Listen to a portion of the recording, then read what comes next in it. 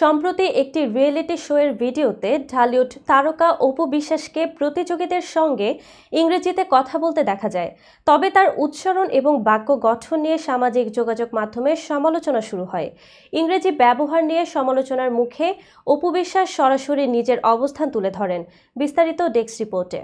You just started your performance like me and Joy Chaudhary, whatever, any movie kind of. সোমবার একটি অনুষ্ঠান শেষে সাংবাদিকদের সঙ্গে কথা বলেন অপু বিশ্বাস। এ সময় সেখানে ইংরেজিতে কথা বলা নিয়ে সরল স্বীকারোক্তি দেন তিনি। এ অভিনেত্রী বলেন, আমি একটি অনুষ্ঠানে ছিলাম, বিচারকের আসনে ছিলাম। বিচারিক কাজ খুবই কষ্ট ও কঠিন কাজ। অপু বিশ্বাস বলেন, আমি ওই অনুষ্ঠানে অতিথি বিচারক হয়ে হাজির হয়েছিলাম। প্রতিযোগীরা কিন্তু এরই মধ্যে ফাইনালে উঠে এসেছে। আমার কাছে যা মনে হয়েছিল, একটি পারফর্ম করুক, কেননা মিডিয়া ইন্ডাস্ট্রি আমাদের চলচ্চিত্রকে ঘিরে। তিনি বলেন, আমি চেয়েছিলাম সে পারফর্ম করুক অথবা কিছু একটা করুক। I'm sorry? Dance? Yeah, sure, that we can do. Okay, please. তো সে অনেক ভালো ইংরেজি বলছিল, যা খুবই ভালো লেগেছে।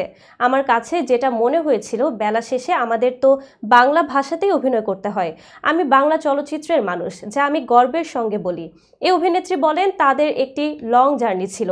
আসলে তাকে বোঝানো উচিত ছিল, আমাদের বাংলা ইন্ডাস্ট্রি, আমরা বাংলায় প্রেজেন্ট করি।